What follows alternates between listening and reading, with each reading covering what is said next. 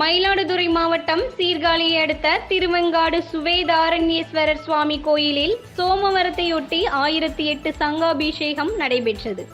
கார்த்திகை மாதத்தில் சங்குகளில் புனித நீர் நிரப்பி சிவனுக்கு அபிஷேகம் செய்வது சிறப்பான விழாவாகும்.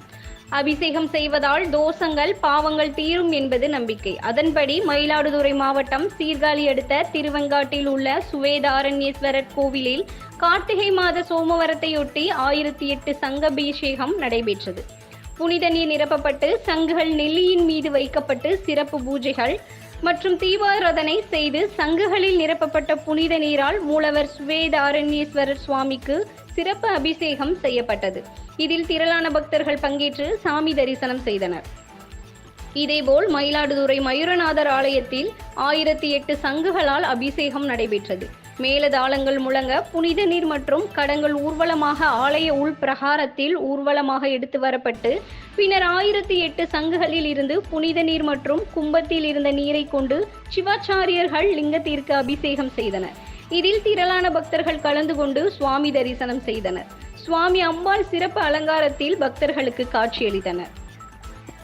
இதேபோல் வேலூர் கோட்டை ஜலகண்டேஸ்வரர் ஆலயத்தில் முதல் சோமவரத்தை முன்னிட்டு 1008 சங்குகள் கொண்டு ஜலகண்டேஸ்வரருக்கு அபிஷேக மகா தீபாராதனைகள் நடைபெற்றது.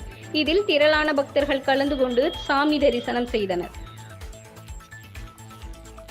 இதேபோல் கார்த்திகை முதல் சோமவரத்தை முன்னிட்டு தஞ்சை பெரிய கோயில் பெருவுடையாருக்கு பல வகையான அபிஷேக பொருட்கள் மற்றும் 1008 சங்குகளில் நிரப்பிய புனித நீரை கொண்டு சிறப்பு அபிஷேகமும் மகா தீபாராதனையும் நடைபெற்றது.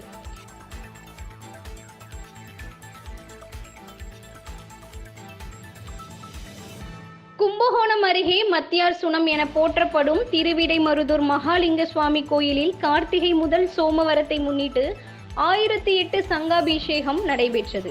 இதில் திருவாடுதுறை ஆதீன குருமகா சன்னிதானம் அம்பலமான தேசிக பரமாச்சாரிய சுவாமிகள் உட்பட ஏராளமானோர் பங்கேற்று சுவாமி தரிசனம் செய்தனர்.